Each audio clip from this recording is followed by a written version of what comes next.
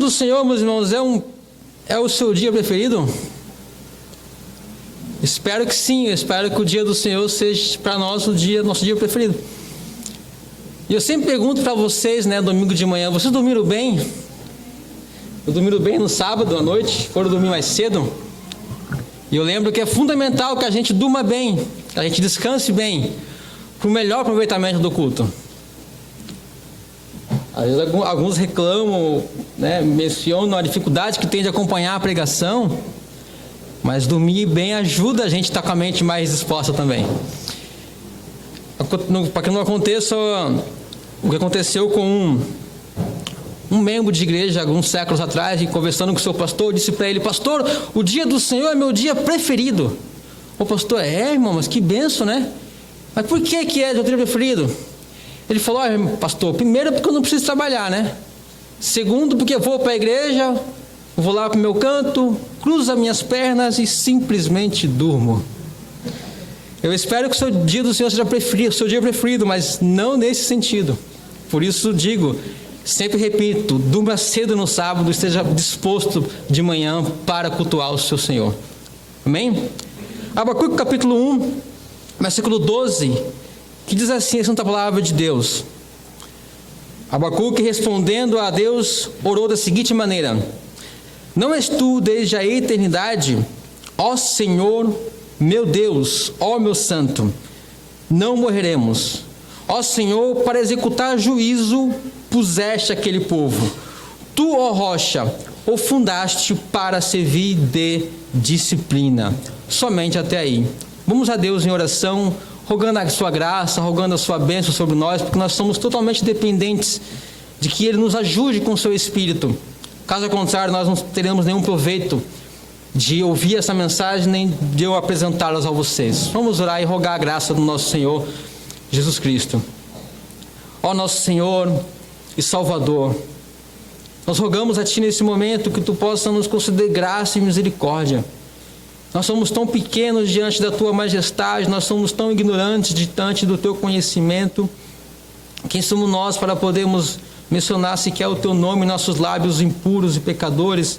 Quem é nós com a nossa mente pequena, finita e corrompida para adentrarmos e perscrutarmos as Tuas maravilhas, a Tua grandeza de quem Tu és? Por isso eu rogo a Ti, Pai, nos ilumina pela maravilha da Tua lei, pela maravilha da Tua palavra e pela iluminação do Teu Santo Espírito, para que nós possamos compreender a Tua graça, a Tua bondade, a Tua soberania e o Teu cuidado com pecadores como nós, aos quais Tu adotastes, aos quais Tu tens amado, a ponto de enviar o Teu próprio Filho por nós, Deus. Ó Deus, ajuda-nos a lembrar que nós somos plenamente amados por Ti. Nós que Te amamos, nós que cremos em Teu Filho Jesus Cristo, nós que nos entregamos a Ti e confiamos em Ti. Nós que fomos eleitos e escolhidos por Ti, ó Deus, nós Te damos essa graça por isso, Deus, e rogamos a Ti, guia-nos, ilumina-nos e fortalece-nos, Pai, para que nós possamos glorificar a Ti na beleza da Tua santidade. Eu só Te peço, Deus, para a honra e glória do Teu Filho Jesus Cristo. Amém. Meus irmãos, não sei se vocês se lembram, mas eu estou tratando com vocês agora a respeito do que Abacuque sabia sobre Deus, através da oração que ele fez aqui a Deus, no versículo 12 e 13. E até aqui nós vimos que ele sabia que Deus era eterno. Ele disse: não és tu desde a eternidade, ó Senhor meu Deus. Então ele sabia que o Deus que ele servia era um Deus eterno. Mas vimos também que, consequentemente a essa eternidade de Deus, Deus também era imutável, e que seus propósitos, assim como eles, são eternos e imutáveis. Nós vimos também na minha última preleção dentro desse tema, que Abacuque também viu, sabia e tinha consciência que o Deus a que ele estava orando era o seu Deus. Não era simplesmente Deus, mas era o seu Deus. E que esse Deus estava comprometido com ele. Ele é o Deus da aliança. O Deus que entrou em um pacto de sangue com o seu povo e se fez o Deus deles. E eles foram feitos o povo de Deus. E ele pode dizer: meu Deus, meu santo, porque de fato ele é o Deus dele, porque Deus se aliançou com ele, diferentemente dos demais povos. Então ele conhecia que Deus era um Deus da aliança. Mas hoje nós veremos o que mais ele sabia sobre Deus, porque isso não era tudo o que ele sabia sobre Deus. Ele também sabia que Deus, o Deus a quem ele estava orando, era o Deus soberano. Era o Deus soberano. Mas antes mesmo de nós começar a investigar e entender um pouco o que a Bíblia tem a nos dizer sobre isso, eu preciso lembrar a vocês que, embora Deus possa ser conhecido por nós, por meio da revelação que nós temos, que Ele mesmo fez a nós, e a temos registrada nas Escrituras Sagradas, na Palavra de Deus, nós devemos sempre nos lembrar, meus irmãos, que Deus sempre permanece incompreensível por suas criaturas. Nós podemos conhecer Deus, sim, mas isso não quer dizer que nós possamos compreendê-lo plenamente, totalmente. Embora podemos conhecer muito a respeito dele, porque Ele mesmo se revelou a nós.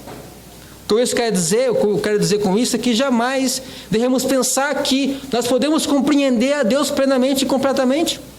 Em 1 Timóteo, Paulo diz que Deus habita em uma luz inacessível. Em outro lugar, Paulo diz que, ó profundidade da sabedoria, quanto do conhecimento de Deus. Ele continua, insondáveis, quão insondáveis são os teus juízos. Insondáveis, não tem como sondar. Quão inescrutáveis são os teus caminhos. Inescrutáveis é algo que é incapaz de ser investigado a fundo. É inescrutável os caminhos de Deus. Com isso nós queremos afirmar tanta possibilidade de conhecermos a Deus, mas sempre com muita cautela, porque nós, humanos, pecadores, com a mente ainda corrompida pelo pecado, e não somente isso, mas em nossa própria finitude, nós não podemos compreender plenamente a Deus.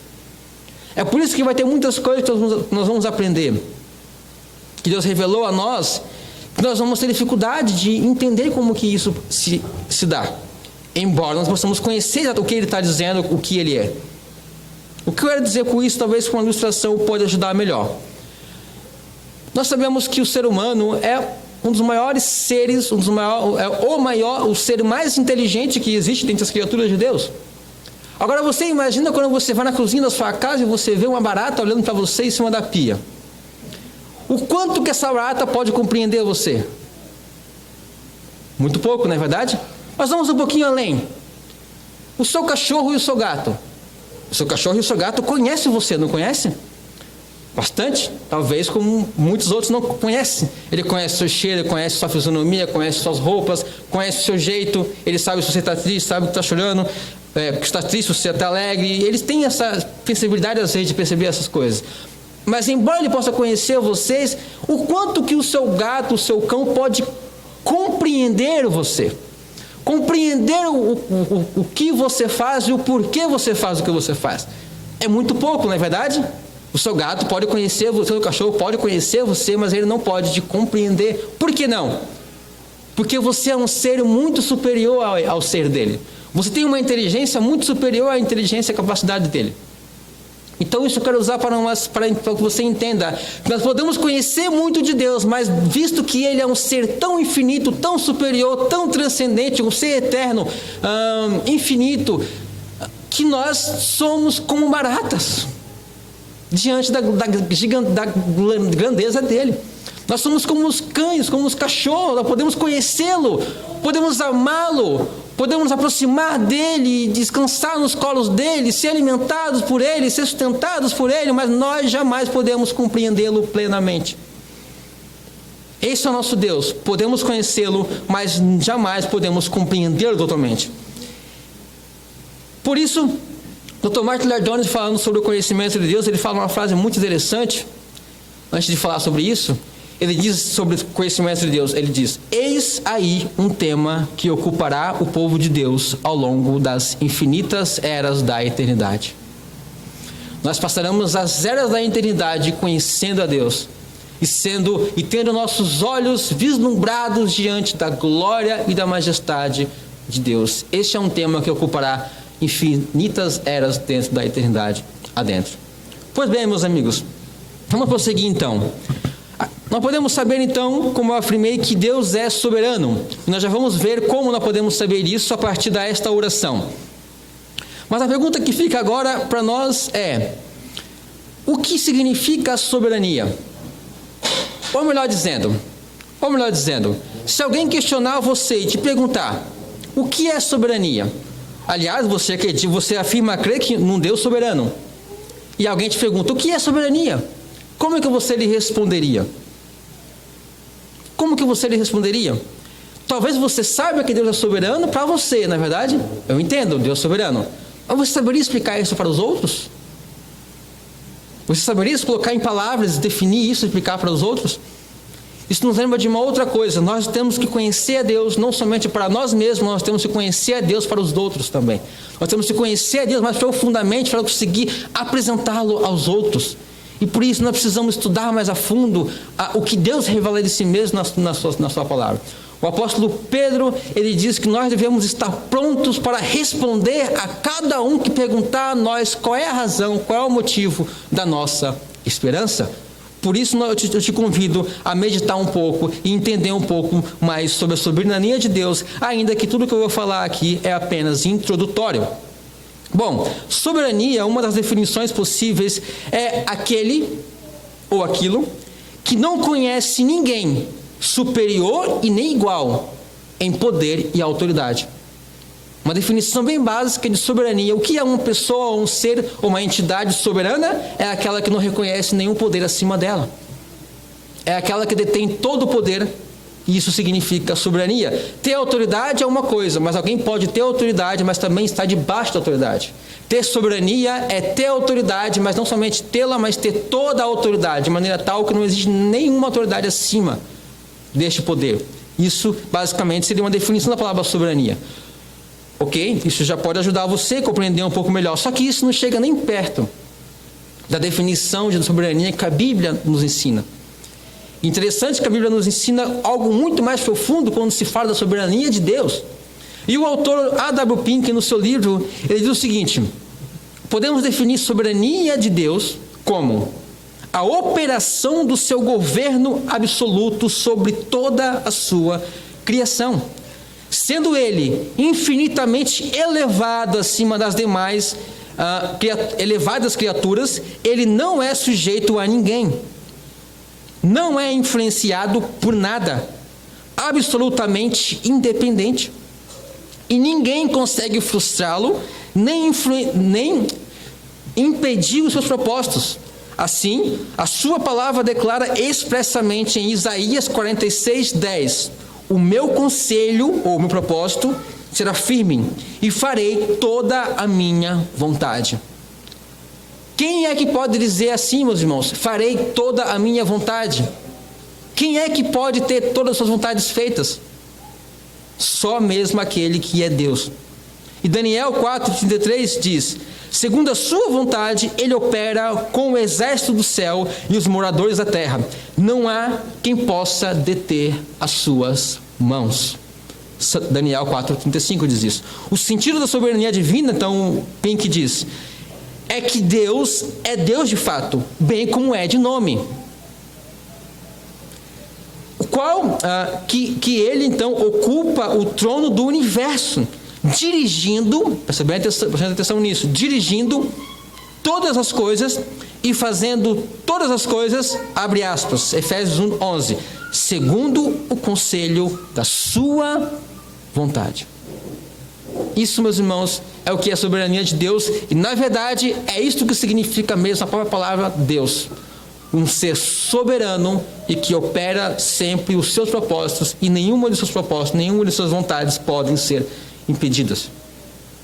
Isto é uma definição mais próxima do que a Bíblia tem a nos ensinar. Com certeza, se você estudar a Bíblia nesse assunto, você vai ver que é muito mais majestoso, mais profundo do que isso. Mas isso serve para nós termos uma noção. Mas como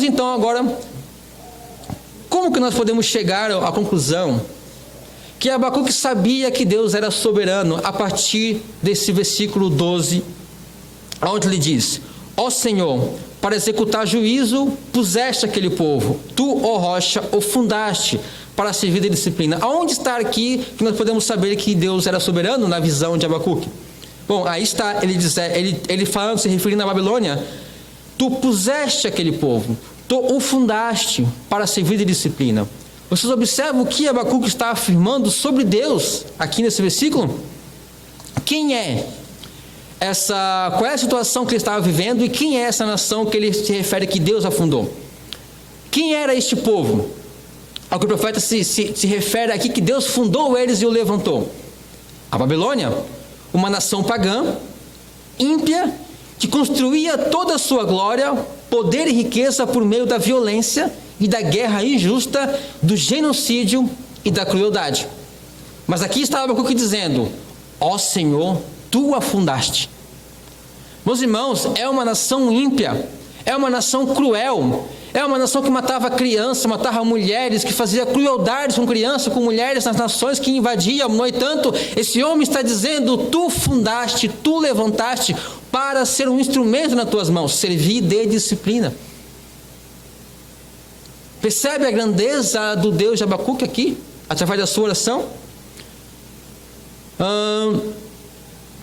Abacuque está dizendo: eu sei, Senhor, que tu fez nascer este povo. Foi tu que o levantou. Se eles têm alguma força, poder, inteligência e estratégia para fazer o que fazem, é porque tu, ó Senhor, deste a eles, por causa do teu propósito, por meio deles. Abacuque está convicto que nada acontece debaixo do céu sem que Deus, o soberano, o Senhor, o tenha feito. Essa nação é terrível, ela é má. No entanto, nada acontece fora dos propósitos de Deus. Tu a fundaste, tu estabeleceste. Eu creio que vocês vão concordar comigo. O Deus de Abacuque é um Deus extremamente grande. É um Deus extremamente grande e soberano sobre toda a história, sobre as ações dos homens, inclusive sobre as ações pecaminosas destes. Isto, meus amigos, é um Deus soberano. Nós já temos, até aqui, nós já vimos na oração de Abacuque que Deus era eterno, que Deus era imutável, que Deus era o Deus da aliança, e agora estamos vendo que Deus é um Deus soberano. E essa é apenas uma frase da sua oração. A pergunta é: quando nós oramos, o quanto do conhecimento de Deus pode ser percebido através de nossas orações? Isso aqui é só uma oração de Abacuque. Nós estamos vendo o quanto nós podemos conhecer de Deus, sobre o Deus dele, a partir da sua oração. A pergunta é: se ao ímpio ouve a tua oração, ele aprenderá quem é Deus? Essa é uma grande lição para nós, meus irmãos. E vamos continuar. E nessa sua visão da soberania de Deus, Abacuque não está sozinho. Se você olhar para um outro livro de um outro profeta no Antigo Testamento, o profeta Amós, que tem um livro que carrega o seu nome, nós vamos ver que Abacuque não estava sozinho nessa convicção de que Deus é soberano sobre todos os reinos e todas as tragédias e qualquer coisa que aconteça no mundo. Observe comigo aqui um pouco da lógica inevitável do profeta Abacuque no capítulo 3, versículo 3 ao 6. Observe comigo, ele vai desenvolver uma cadeia lógica, ele vai sinalizar 7 afirmações lógicas, cuja todas as respostas é não. E ele vai seguir a lógica dizendo: porventura, andarão 2 juntos se não estiver de acordo? E a resposta é não. Ele continua: rugirá o leão no bosque sem que tenha presa? Não. Levantará o leãozinho no seu covil a sua voz se não tiver apanhado? A resposta é não. Cairá a ave no laço em terra se não houver armadilha para ela? Obviamente que não. Levantar-se-á da terra o laço sem que tenha apanhado alguma coisa? Não. Tocar-se-á a trombeta na cidade e o povo não estremecerá? Não. E agora a 7ª lógica: sucederá algum mal na cidade sem que o Senhor o tenha feito? E a resposta é não. Ele está dizendo que o mal que ocorre a Jerusalém não pode ser explicado a não ser pela mão de Deus disciplinando e punindo o seu povo. E ele está falando: sucederá algum mal, alguma tragédia na cidade, sem que o responsável último por isso, ainda que ele tenha usado o diabo, ainda que ele tenha usado os exércitos caldeus, babilônicos, ainda que ele tenha usado o pecado do ser humano na sua maldade, a razão última do que isso aconteceu é Deus. De maneira, meus irmãos, que nós podemos estar absolutamente certos de que não há nada que aconteça no mundo, em toda a sua história, que de alguma forma ou de outra não esteja já previsto e no plano determinado de Deus, antes mesmo de Ele criar todas as coisas. Você consegue enxergar Deus grande a esse nível? Ou o seu Deus ele ainda é um pouco grande, mas ele é pequeno ainda? Porque esse é o Deus dos homens e mulheres das Escrituras. Vocês lembram de Noemi, no livro de Ruth? O registro bíblico diz que Noemi e seu marido Elimeleque viviam na terra de Belém. E aí veio fome sobre a terra. Então eles decidem buscar melhores condições para eles e para a sua família. Então eles viajam e migram, se mudam para Moabe. E a Bíblia diz que aconteceu, passado um tempo, o marido de Noemi morreu. E a Bíblia diz que os filhos de Noemi se casam com duas moabitas, cada um dos seus 2 filhos homens, e os únicos que ela tinha.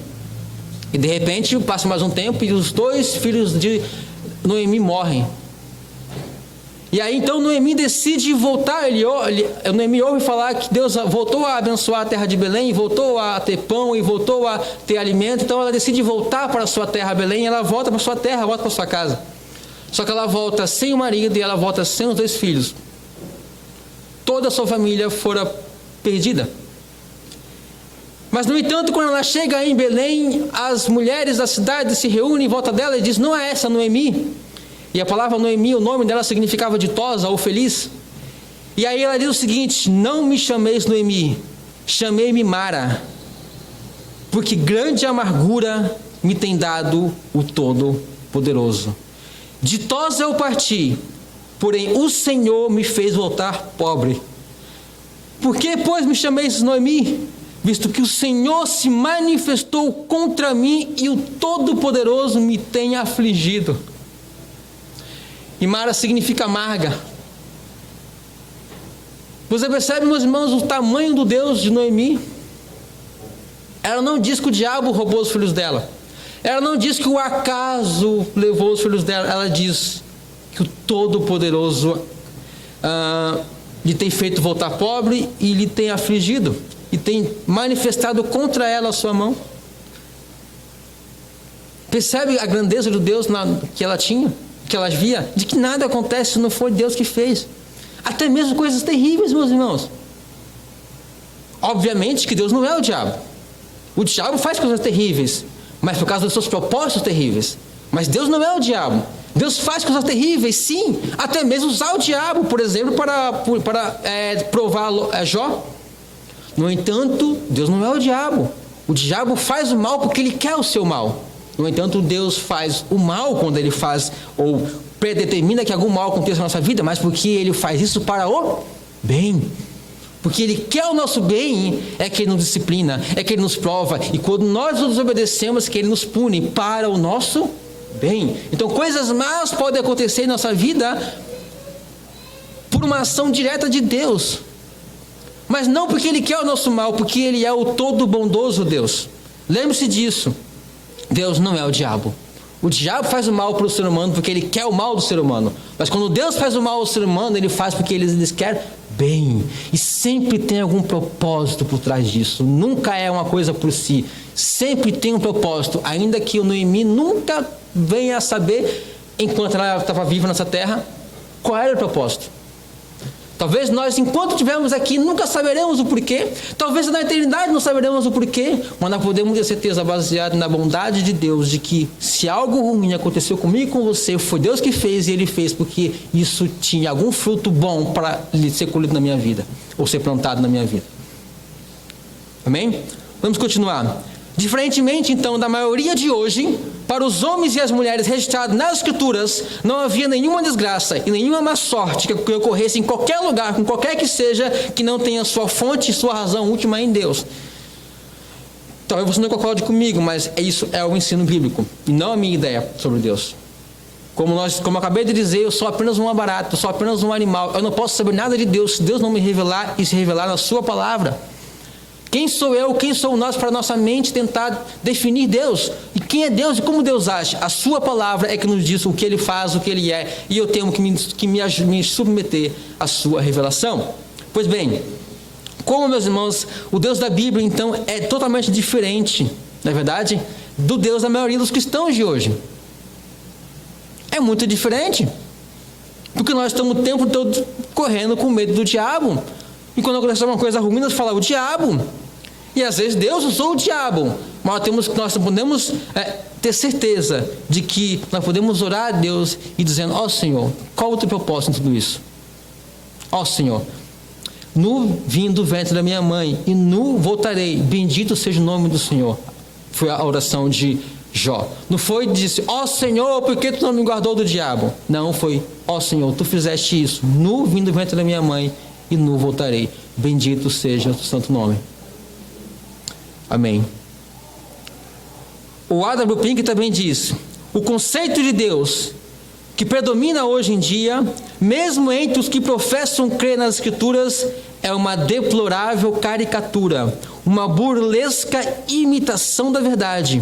O Deus do século XX, que é o século que ele escreveu, é um ser enfraquecido e incapaz. O Deus que as pessoas concebem em suas mentes é a invenção de um sentimentalismo banal. O Deus de muitos púlpitos das nossas igrejas, no século XX, ele diz, nossos dias, é objeto que inspira mais pena do que reverente temor. Percebe, meus irmãos? E agora você deve estar perguntando: o que mais a Bíblia nos ensina a respeito da soberania de Deus? Na verdade, o que mais nós podemos saber sobre a soberania de Deus? Eu gostaria de compartilhar com vocês alguns pontos, apenas de modo introdutório, porque o ensino das Escrituras sobre a soberania de Deus vai de capa a capa, é muito abrangente e eu precisaria desenvolver muitos e muitos pontos aqui para explicar. Só vou citar alguns exemplos para você do que a Bíblia nos ensina sobre a soberania de Deus, para você conseguir entender um pouco mais profundamente isso. Em primeiro lugar, as Escrituras nos ensinam que Deus é soberano sobre todo o universo material, físico. Por exemplo, por sua vontade, Ele dividiu o mar Vermelho e as suas águas se levantaram e ficaram erguidas como paredes. Êxodo capítulo 14. Em Números capítulo 10 está registrado que a terra abriu-se em grandes crateras e os pecadores rebeldes entre o povo de Deus foram tragados vivos. A sua ordem, o sol se deteve. Josué capítulo 10. Em outra ocasião, o sol voltou 10 graus no relógio de Acaz. Isaías 38:8. Para exemplificar sua plena soberania, ele mandou corvos para que alimentasse o profeta Elias quando ele estava fugindo dos seus perseguidores. Em 1 Reis 17, corvos trouxe alimento para sustentar um profeta no deserto, meus irmãos. Deus controla os corvos. Deus controla o mar. Deus fez a terra rachar diante dos pés dos inimigos dele, dentro do seu povo. Observe o que a Bíblia diz sobre Deus. E mais, ele fez flutuar um machado de ferro, 2 Reis 6, versículo 5. Manteve mansos os leões quando Daniel foi lançado na cova, e em outra ocasião fez que o fogo não queimasse os 3 inimigos hebreus que foram lançados na chama 7 vezes mais aquecida. O fogo perdeu o seu poder, porque Deus controla o fogo. Os leões não se alimentaram, não avançaram em Daniel, porque Deus controla os leões.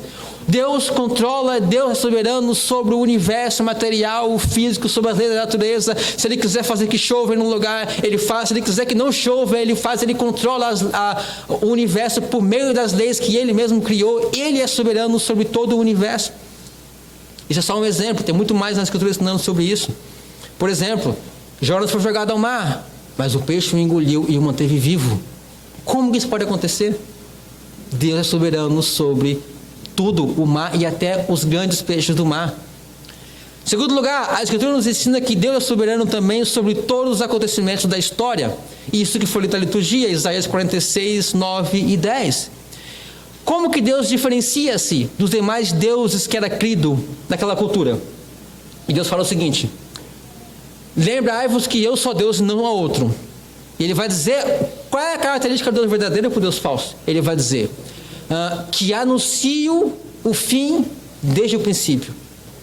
E eu anuncio o que vai acontecer lá na frente desde o princípio. E ele fala, isso é ser Deus. Se algum dos deuses de vocês puder dizer o que vai acontecer daqui 500 anos ou daqui 1000 anos, então ele é Deus. E o ponto é o seguinte, Deus fala isso dizendo, só eu tenho dito para vocês o que vai acontecer antes que aconteça. E só pode fazer isso quem é Deus. Quem pode determinar a história? Quem pode dizer o que vai acontecer com uma nação ou com outra lá na frente? Somente aquele que predeterminou tudo o que vai acontecer. Lembre-se sempre, Deus conhece o futuro? Sim. Mas não é porque ele vê o futuro somente, mas é porque ele pré-ordenou o futuro. E se Deus não tivesse pré-ordenado o futuro, nem sequer tinha o que ver no futuro. Deus só pode ver o que está no futuro porque o futuro já é certo para ele. Porque ele pré-ordenou e pré-determinou o futuro, a história está em suas mãos.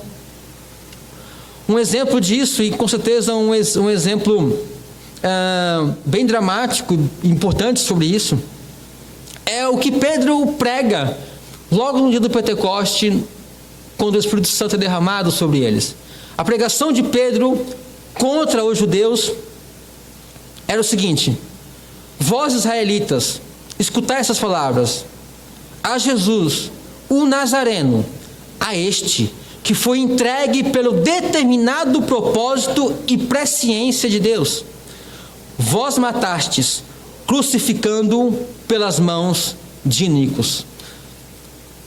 Ele está acusando os israelitas de terem cometido um crime, mataram o Filho de Deus. Mas ele diz, mas este foi entregue a vocês pelo determinado propósito e presciência de Deus.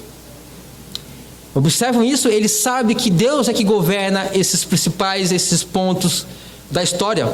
E até mesmo a morte do seu próprio filho só aconteceu porque isso estava no plano eterno dele. E ele diz, ele determinou esse propósito e ele tinha presciência disso uma vez que ele havia pré-determinado. E Pedro orando também em Atos capítulo 4, ele ora da seguinte maneira, porque ele começou a pregar o evangelho, e aí Herodes e aí os romanos começaram a proibir ele de pregar. Então eles se reúnem no local e começam a orar para buscar graça e força e autoridade de Deus, ousadia de Deus para poder conseguir pregar. E ele ora a Deus da seguinte maneira, porque ele diz, verdadeiramente, contra o teu santo filho Jesus, que tu ungiste, se ajuntaram, não só Herodes, mas Pôncio Pilatos, com os gentios e os povos de Israel. Presta atenção agora. Para fazerem tudo o que a tua mão e o teu conselho tinham anteriormente determinado que se havia de fazer. Atos capítulo 4, versículo 27. Jesus havia sido crucificado, mas agora era Herodes, os romanos e os gentios, todos os povos de Israel, que estavam então se voltando contra a pregação de Cristo. E ele diz, para fazerem tudo o que a tua mão e o teu conselho tinham anteriormente determinado que isso havia a fazer. Deus é soberano também sobre os acontecimentos da história. E aqui fica claro também, o terceiro ponto, é que Deus, até mesmo quando os homens realizam ações pecaminosas, como a crucificação de Jesus Cristo, eles estão agindo de acordo com o eterno propósito de Deus. Esse é o que Pedro está dizendo para nós aqui. Vocês fizeram a coisa errada, vocês fizeram algo contra a lei de Deus. Deus diz, não matarás, vocês violaram o mandamento escrito de Deus. Mas o propósito de Deus estava sendo executado por meio da maldade de vocês. Um exemplo disso, um exemplo bem paralelo a este, é a respeito de José. Como vocês sabem, José ele teve um sonho, 2 sonhos na verdade, e que Deus mostrava para ele que ele iria se tornar grande, e os seus filhos, inclusive o seu pai e sua mãe, se curvariam diante dele. E aí o seu pai fica feliz, em outra ocasião, ele faz uma túnica bonita para diferenciar José dos demais irmãos, e isso só aumentou o ódio dos irmãos por ele. E os irmãos deles odiaram tanto, que eles, em certa ocasião, decidiram matar José. Mas aí eles acabam não decidindo matar, e aí vinha passando uma caravana de ismaelitas em direção ao Egito, e aí eles têm uma ideia, para que matar? Vamos vender com ele e ainda ganhar o dinheiro. E aí eles vendem José para os ismaelitas. E aí José é levado como escravo agora. Foi comprado e agora foi levado como escravo. E ele é revendido lá no mercado de escravos do Egito. E aí nós sabemos como é que termina a história. José termina onde? Ele termina sendo o governador de todo o Egito. Se cumprindo então a palavra de Deus, que ele governaria e que todos se curvariam diante dele. Mas no entanto, como que José entende o que aconteceu com ele? Quando ele se encontra com os irmãos dele, o que ele diz? Ele diz o seguinte: chegai-vos a mim, peço-vos. E eles se chegaram, os irmãos dele, morrendo de medo. Então ele prosseguiu: eu sou José, o vosso irmão, a quem vós vendeste para o Egito. Agora, pois, não vos entristeçais, nem vos aborreçam por me teres vendido para cá, porque para preservar vidas é que Deus me enviou adiante de vós. Ele continua: se não fostes vós que me enviaste para cá, senão Deus. José está dizendo: por meio das ações pecaminosas de vocês, Deus estava agindo soberanamente para estabelecer os seus propósitos eternos. Deus me enviou para cá por meio das ações de vocês. Nada mais claro do que isso. Da mesma forma, os irmãos de José, querendo ver o fracasso dele, vai reinar coisa nenhuma, vai acabar com a sua raça. Os irmãos de Jesus, querendo acabar com a raça dele, vamos crucificar, acabou. Ele diz que é rei, vamos mostrar para ele então que se ele é rei mesmo, vamos matar ele, acabou com ele. No entanto, foi esse ato que exaltou Jesus Cristo, de maneira que Paulo fala aos Filipenses, que por ele ter se humilhado de tal maneira, por ele ter submetido a tudo isso, Deus lhe deu um nome que é sobre todo nome, para que ao nome de Jesus se dobre todo o joelho que estão nos céus e que estão na terra. Por meio desse ato cruel e terrível de entregar Jesus à morte, foi que por meio disso ele assentou-se ao trono e passou a ter um nome que é sobre todo nome, nos céus e na terra. Deus é soberano, até mesmo sobre as ações pecaminosas dos homens.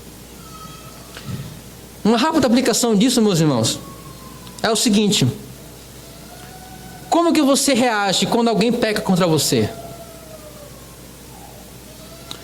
Quando você reage quando alguém te prejudica? Você consegue ver a mão de Deus nisso? Você consegue ver a mão de Deus nisso? É algo interessante para se pensar.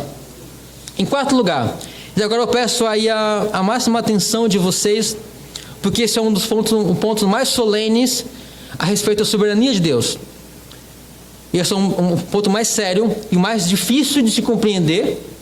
Lembre-se, para baratas como nós, esse é o mais difícil. Esse é o mais complicado, porque o ser humano quer aceitar, até aceita Deus ser soberano sobre os peixes, até aceita Deus ser soberano sobre a história, mas quando entra nele mesmo e no seu destino eterno, ele diz: isso não, isso eu resolvo. Pois bem, vamos prosseguir aqui com máxima seriedade, porque é solene isso. A Escritura nos ensina que Deus também é soberano sobre a administração da sua graça. Em outras palavras, a Escritura nos ensina claramente que Deus é soberano sobre a distribuição da sua graça salvadora. Em outras palavras, Deus salva de maneira soberana, e Ele é livre em manifestar essa salvação, distribuir a salvação para quem Ele quer, do modo como Ele quer. Deus diz isso, não é o que estou dizendo, Deus diz isso a Moisés, Êxodo 33, 19. E Paulo repete na sua argumentação quando ele escreve aos Romanos, capítulo 9, versículo 15. E é o seguinte: Deus diz: terei misericórdia de quem me aprouver ter misericórdia, e terei compaixão de quem me aprouver ter compaixão. Observam isso, meus irmãos, como isso é profundo? Não é algo meio lógico da nossa mente, uma vez que Deus é amor, que Deus naturalmente seria misericordioso com todo mundo igualmente. Não seria lógico na nossa mente, na nossa maneira de entender, que se Deus é amor, não seria lógico que a compaixão de Deus seria exercida para todos igualmente? É lógico para a nossa mente finita, mas a mente de Deus é muito superior que a nossa. E Deus faz questão de dizer, quando Ele se revela a Moisés, quem Ele é. E a descrição de quem Ele é, Ele diz: eu sou um Deus tal que eu tenho misericórdia de quem me aprouver ter misericórdia. Eu tenho compaixão, eu terei compaixão de quem me aprouver ter compaixão. Vocês não percebem como isso é profundo? É muito profundo isso. Em outras palavras, Ele escolhe para se achegar a Ele quem Ele quiser. E os demais, Ele deixa no seu pecado. E Deus é soberano sobre isso. Eu sei que a ideia predominante é que não, Deus disponibilizou a salvação igualmente para todos, e é o livre-arbítrio humano, é a escolha humana que decide se vai aceitar ou não. No entanto, aqui está Deus dizendo: eu terei misericórdia de quem me aprouver ter misericórdia. Eu não sou obrigado a dar misericórdia para todos. Vocês são pecadores, vocês se rebelaram contra mim, todos vocês mereciam o castigo eterno. E se eu decidir salvar só alguns, não todos, que erro há em mim nisso? Todos vocês pecaram. Todos vocês deveriam merecer a morte, mas eu decido salvar quem eu quiser. Deus está dizendo isso. Veja, meus irmãos, Deus ser soberano em tudo significa que Ele tem plena liberdade para exercer, para fazer o que quiser, como lhe agradar. Portanto, na distribuição da sua graça salvadora, Deus escolhe quem Ele quiser e demonstra sua misericórdia a quem Ele quiser. Se Deus fosse obrigado, por Ele ser Deus, por Ele ser amor, se Ele fosse obrigado a salvar a todos e ter misericórdia com todos, então a sua salvação não seria soberana. Se alguma coisa obrigasse Deus a te salvar, porque você merece, então Ele te deve alguma coisa. Se você trabalhou o mês todo e o teu patrão vai lá e te paga o teu salário, Ele não pagou porque Ele é gracioso. Ele não pagou porque Ele fez uma escolha. Ele pagou porque te devia. Você trabalhou. É o teu direito. Você pode exigir isso dele. Não é uma soberania dele te pagar. Ele tem leis que obrigam ele a te pagar. E a lei é: você trabalhou. Mas a forma, se houvesse alguma coisa em nós que nós pudéssemos fazer para conquistar nossa salvação e então fazer Deus ter que nos salvar, Deus não seria soberano na salvação. Você seria. Aliás, se fosse assim, a salvação não seria pela graça. Porque se você faz alguma coisa para merecer a salvação não é mais pela graça. E se houvesse alguma coisa em Deus que obrigasse Deus a salvar todo mundo, a salvação dele não seria pela graça, por um favor que não é obrigado a conceder, mas Ele concede. Aí está a glória e a graça de Deus. Para fortificar esse ponto, eu preciso deixar claro que isso foi um ensino de Cristo. Talvez, não sei se todos perceberam isso, mas Cristo ensinou isso o tempo todo. Eu vou ensinar dois exemplos para vocês. Mateus 11, versículo 25 ao 27, Jesus disse: graças te dou, ó Pai, Senhor dos céus e da terra, que ocultastes estas coisas aos sábios e entendidos, e as revelastes aos pequeninos. Sim, ó Pai, porque assim te aprouve. Todas as coisas me foram entregues, meu Pai, e ninguém conhece o Filho, senão o Pai. E ninguém conhece o Pai, senão o Filho, e aquele a quem o Filho o quiser revelar. Jesus está dizendo na sua oração ao Pai: grande tu és, graças te dou, porque você ocultou estas coisas dos sábios e entendidos e revelou aos pequeninos. E ele continua: ninguém conhece o Pai senão o Filho, ninguém conhece o Filho senão o Pai. Ele diz: e aquele a quem o Filho o quiser revelar. Jesus está dizendo que se eu quiser revelar, que 10 pessoas aqui na frente de Jesus, se eu quiser revelar a esses cinco conhecerão o teu evangelho e esses 5 serão salvos. E se o Filho não quiser revelar para esses outros 5 e esses outros 5 ficarem no seu pecado e serem condenados, ele diz: isso é soberania e é a graça de Deus. A maneira eletiva, soberana como Ele faz, Ele escolhe quem Ele quer e revela a sua glória, a sua verdade para quem Ele quer.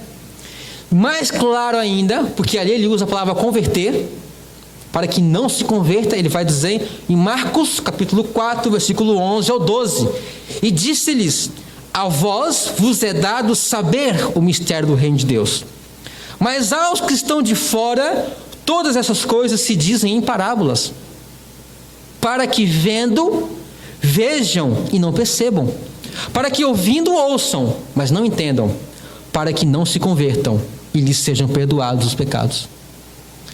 Meus irmãos, isso é o evangelho bíblico, esse é o Cristo bíblico, esta foi a pregação de Cristo. Ele pregava por parábola, por dois motivos.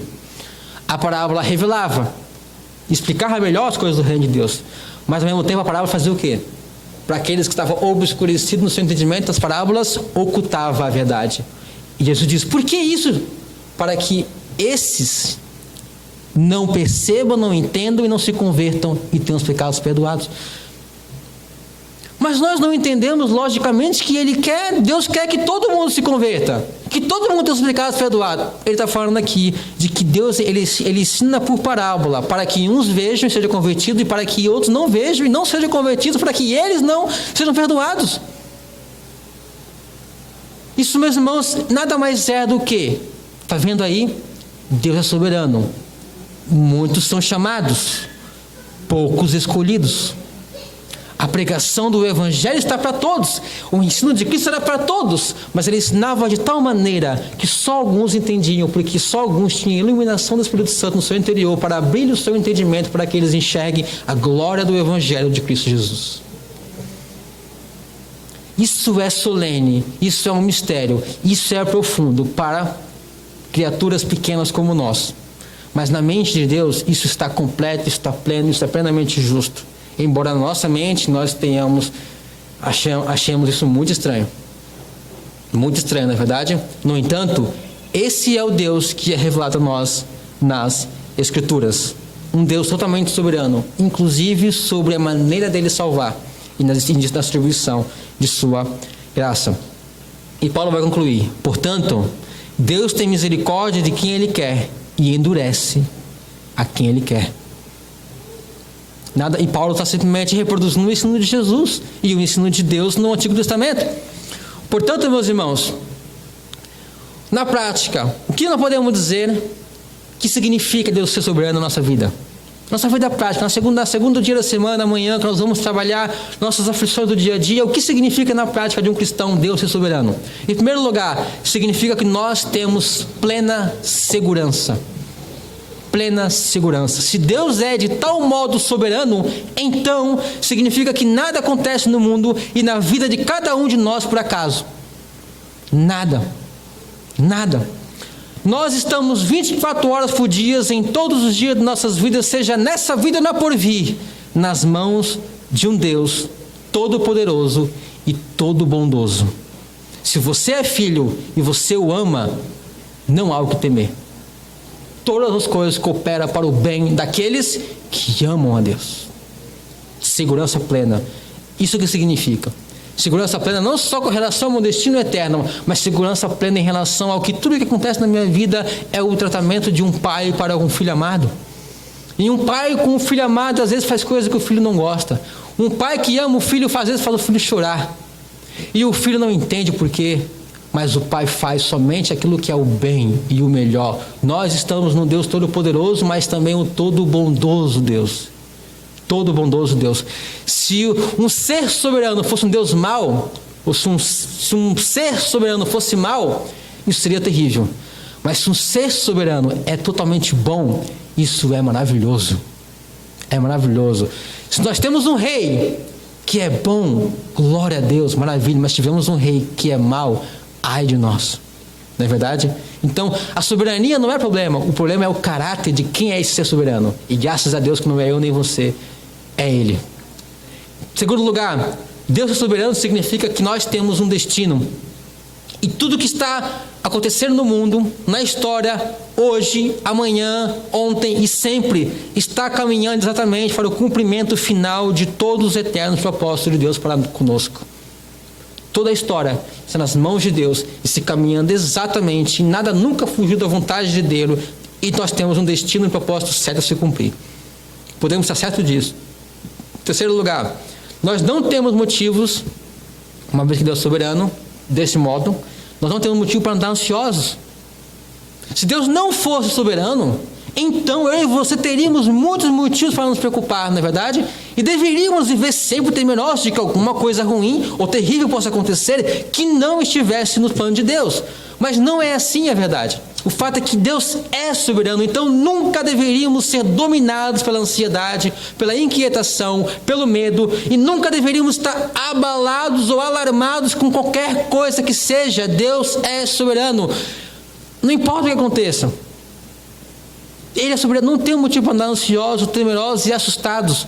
Tal coisa aconteceu, meu Deus, desesperei. Não tem um motivo para se desesperar. Deus é que controla todas as coisas dos homens, inclusive as ações más dos homens. Quarto lugar, nós temos um grande motivo para orar. Sim, temos um grande motivo para orar, talvez o maior de todos. Porque se Deus não fosse soberano e não fosse todo-poderoso, então eu não teria muito motivo para orar, pois Ele muito pouco poderia fazer. O diabo, eu orei tal coisa, mas eu tenho que orar em silêncio. Alguns dizem, não fala, não, porque se o diabo ouvir, ele não vai deixar acontecer. Já ouviu isso? Ora em língua estranha, porque aí o diabo não entende. E aí, porque se ele entender, ele vai impedir Deus. Se Deus não é soberano, então eu tenho muito pouco motivo para orar, eu tenho que tratar com o diabo, então. Eu tenho que dar o retorno do diabo, eu tenho que satisfazer o diabo para ele me abençoar, então, porque ele é mais forte do que Deus.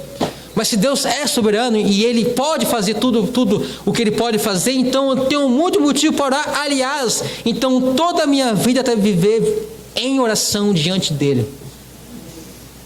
Toda a minha vida deve ser vivida em oração. Por quê? Porque Ele está permeando todas as coisas. Ele está operando todas as coisas. E tudo que eu desejo, tudo que eu quero, então eu devo buscar aquele que opera todas as coisas. Nós devemos viver em oração. Por isso, o apóstolo Pedro diz, lançando sobre ele toda a vossa ansiedade, porque ele tem cuidado de vós. Lance para ele nas suas orações, por meio das suas orações, tudo que vos perturba, porque ele cuida de vós. Para de ficar tentando cuidar de você mesmo. Se entregue ao cuidado de Deus, daquele que é soberano. Em último lugar, o grande pregador Charles Spurgeon resume para nós tudo que eu preguei aqui em uma frase, como ele muito bem podia fazer diante da sua grandeza, né, que Deus o abençoou. Ele resume tudo isso da seguinte maneira. Ele diz, não há atributo mais consolador para os seus filhos do que o da soberania de Deus. Pois sob circunstâncias mais adversas, em meio às mais duras provações, eles podem saber que Deus na sua soberania ordenou cada uma das suas aflições, que Ele as dirige soberanamente e que na sua soberania santificará todas elas para a sua glória. E no grande e último dia ainda nos recompensará por isso. Ele nos dá provações para glorificarmos a Ele. E Ele nos dá força para suportar as provações. E no último dia vai olhar para nós e vai dizer assim, lembra que você foi provado e você foi fiel? Toma sua recompensa. Isso, meus irmãos, é um Deus soberano, um Deus gracioso. Isso é o próprio significado de ser Deus. Então, meus irmãos, esse é o Deus de Abacuque. E como nós vimos, esse é o Deus da Bíblia. E como nós vimos, esse é o Deus do Senhor Jesus Cristo. Agora a pergunta que sobra é, esse é o seu Deus? E mais importante ainda talvez, você já se tornou amigo desse Deus? Essa talvez é a pergunta mais importante. Você já se tornou amigo desse Deus ou ainda você é inimigo dele? Você ainda é um rebelde contra ele? Você ainda luta contra as suas leis, contra as suas regras, tenta viver do seu próprio modo? Se você ainda tenta viver do seu próprio modo, você não reconheceu ainda o direito que Deus tem sobre você. Você ainda não reconheceu a soberania de Deus sobre a sua vida. Se você quer viver do seu próprio modo, você não reconheceu, você está correndo um sério perigo de ser um inimigo de Deus. O apóstolo Pedro, naquela pregação dele, em Atos capítulo 2, quando ele termina a pregação, ele acabou de dizer que Deus era soberano sobre tudo, que Deus governa sobre tudo, que tudo que aconteceu com Cristo foi porque Deus quis assim, porque Deus é Senhor soberano. E aí, então, quando ele termina a pregação, alguns homens se aproximam dele, alguns não, muitos homens se aproximam deles, e diz mais ou menos assim, em outras palavras: olha, você acabou de dizer que o Deus é soberano, que Ele determina todas as coisas, e que tudo que vai acontecer Ele já determinou. E aí os homens chegam para Ele e dizem: o que nós podemos fazer? Em outras palavras, o que nós podemos fazer para ser salvos se Deus é soberano assim, desse jeito? Pedro responde para eles: arrependei-vos dos vossos pecados e crede no Senhor Jesus Cristo, e sejam batizados para que os vossos pecados sejam retirados. Se Deus é soberano assim, e você é um pecador, o que te resta fazer é bater no peito e dizer: tem misericórdia de mim, pecador. Não há nada que eu possa fazer para ser salvo. Se Deus é soberano, arrependei-vos e crede em Jesus Cristo. Recebei a graça e a salvação dele. Arrependa-se, pare de tentar viver do seu próprio jeito. Para de viver como inimigo de Deus e passa a ser um amigo de Deus, que nem Abraão foi, andando nos caminhos de Deus, de acordo com a vontade de Deus, deixando Deus governar os caminhos deles. Pare de ser inimigo de Deus e venha ser amigo de Deus pela graça, pelo arrependimento e pela fé em Jesus Cristo. E nesse Deus, meus irmãos, é nesse Deus que você deposita toda a sua confiança, então, em cada momento de sua vida. É o que nós devemos fazer. Que Ele nos ajude, então, a conhecê-lo e amá-lo cada vez mais. E que Ele seja a nossa única fonte de descanso e alegria até o dia de nossa morte. Amém. Vamos orar.